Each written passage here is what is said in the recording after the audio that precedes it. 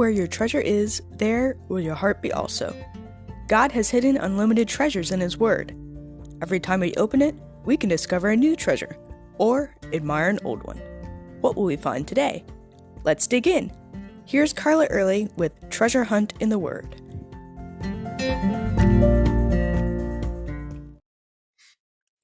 I like to sit down and enumerate the blessings God has given me, whether it's on Thanksgiving or, randomly throughout the year.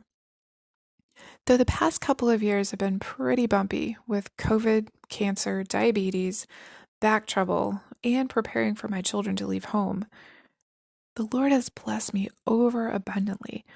Like that one verse that says, pressed down, shaken together, running over. Or the one that says, God is able to do exceedingly abundantly more than we can ask or think. Yes, that's what God has done in my life.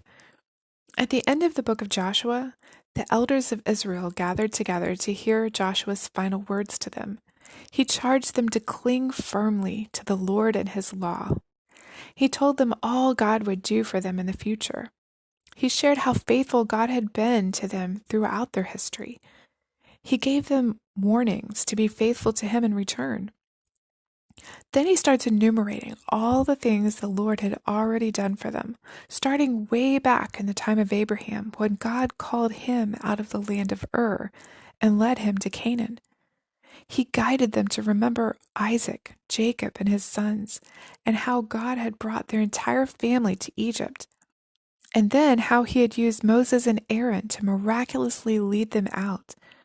The plagues, the parting of the Red Sea, the destruction of their enemies, the battles He'd brought them through, how He'd driven out the people of the land with His strength and given them the land. They had so much to thank God for. So many ways they had seen Him work personally and in the lives of those who had come before them.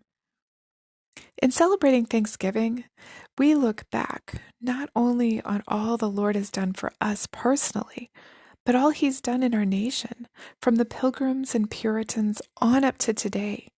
The battles He brought us through in the Revolutionary War, in the War of 1812, in the Civil War, how He's protected us and blessed us and made the U.S. one of the most prosperous nations in the world. Not because we deserved it, but because of His faithfulness. After this list of how God had faithfully blessed their fledgling nation, Joshua charged them, now therefore, basically because of all he has done, fear the Lord and serve Him in sincerity and in truth. In other words, wholeheartedly, completely, without reservation. Put away the gods your fathers served beyond the river and in Egypt, and serve the Lord. You don't need those idols if you have the one and only true God.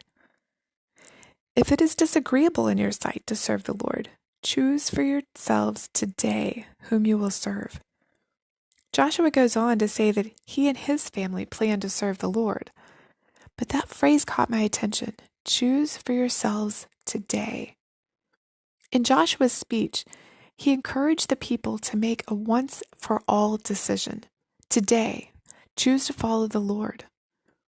I hope you have made that one-time, all-in commitment to give your life to the Lord. But though it is a one-time commitment to bring us to salvation, it's a daily commitment, a choice we have to make, not only each day, but sometimes each hour, each minute. Choose today to serve the Lord, not to serve yourself or to serve various gods that we have in our materialistic, hedonistic society, but to deliberately, consciously serve the Lord. And not only to serve Him, but to lead our families to serve Him also. Each day, we have that choice, sometimes many times over. What will you choose today? You can contact us at treasurehuntintheword@gmail.com. Also, if you'd like to share a treasure God has given you by doing an episode, please contact us. You can listen to other episodes on our website, which you'll find in the description below. Thanks for listening, and remember, where your treasure is, there will your heart be also.